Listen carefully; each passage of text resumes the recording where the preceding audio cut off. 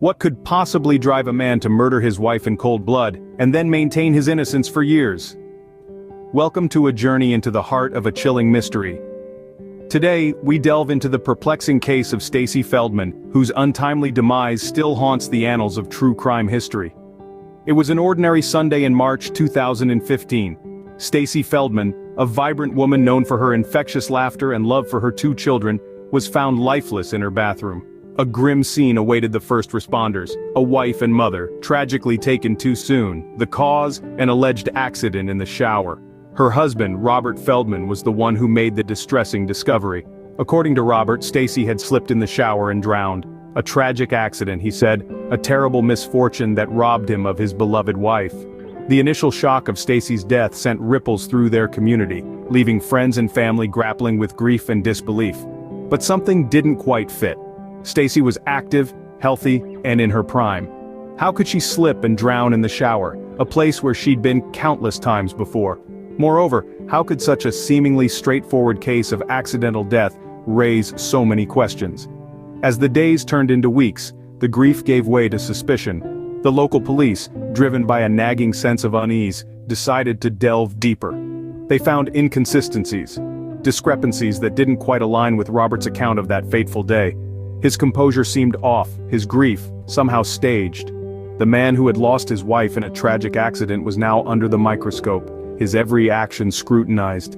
The image of a grieving husband started to blur, making way for a possibly different narrative. Was Robert Feldman just a bereaved spouse, or was there more to Stacy's death than met the eye? As investigators dug deeper, they discovered that Robert's story was riddled with holes. But as investigators dug deeper, things weren't adding up. Stacy's autopsy showed signs that were inconsistent with a simple slip in the shower. The medical examiner's report painted a grim picture that started to unravel the mystery surrounding Stacy's tragic demise. On the surface, it looked like a tragic accident, but the autopsy report suggested something far more sinister. The coroner's findings were clear. Stacy hadn't drowned as initially believed. Instead, the report suggested that she was strangled. The bruising on her neck, the petechiae in her eyes, and the broken hyoid bone in her throat all pointed to an act of violence, not an unfortunate mishap in the shower. It was a conclusion that sent a chill down the spine of everyone involved in the investigation. And then there was the behavior of Robert Feldman, Stacy's husband, which raised more than a few eyebrows. When the police arrived at the Feldman residence, they found Robert calmly doing laundry. He seemed unperturbed, almost detached from the tragic circumstances unfolding in his home. The officers noted that his demeanor was strikingly odd for someone who had just lost his wife in a horrific accident. As the police began to probe deeper, they discovered more unsettling details. Robert had been washing his wife's clothes, the ones she was wearing at the time of her death. The question that began to form in the minds of the investigators was, why would a grieving husband be doing laundry at such a time?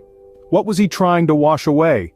This was not the behavior of a man shocked by his wife's sudden death. It was the actions of someone who was trying to cover up something. The laundry, the calm demeanor, the lack of apparent grief, all these were red flags that began to point towards Robert as a suspect. In the world of criminal investigations, evidence is king. And in this case, the evidence was starting to tell a story that was more chilling than anyone had initially imagined. The autopsy report, the suspicious behavior of Robert Feldman, they all started to form a damning pile of evidence. Would a grieving husband really be washing clothes at a time like this? The question hung in the air, a chilling reminder of the dark turn this investigation was beginning to take. As the prosecution built their case, they uncovered a web of lies and deceit. This was not a simple case of a tragic accident, but a twisted tale of infidelity, greed, and a life cut short under suspicious circumstances. Robert, Stacy Feldman's husband, was in the eye of the storm. The seemingly loving husband was revealed to have a darker side. The prosecution presented evidence of an extramarital affair, painting a picture of a man driven by lust, willing to betray the one he had sworn to love and protect. But it wasn't just his infidelity that made him a prime suspect. There was something else, something much more sinister. Just days before Stacy's untimely death, Robert had taken out a large life insurance policy on her.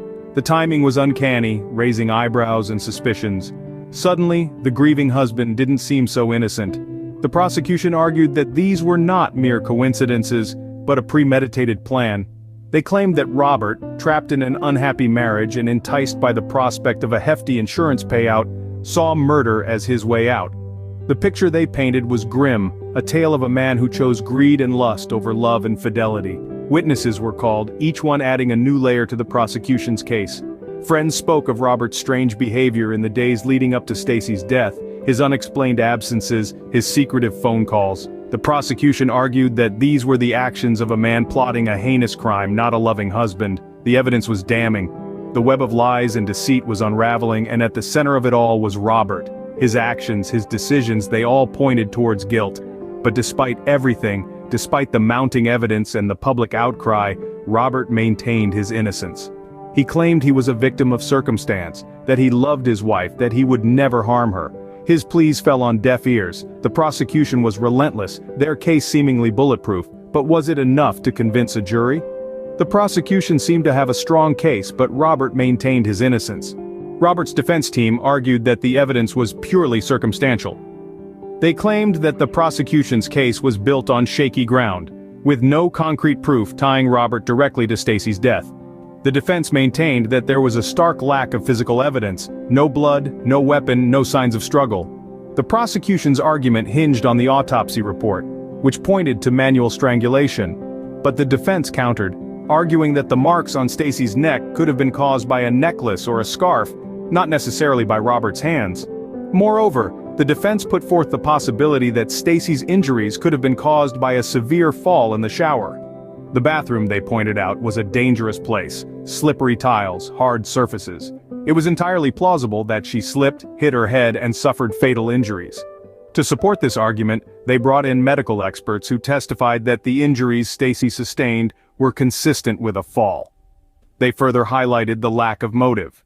Robert and Stacy had been married for over 20 years, with 2 kids. Yes, they had marital troubles, but so did many couples. That didn't mean Robert had a reason to kill Stacy. The prosecution's claim that Robert murdered Stacy to cash in on a life insurance policy was speculative at best, the defense argued.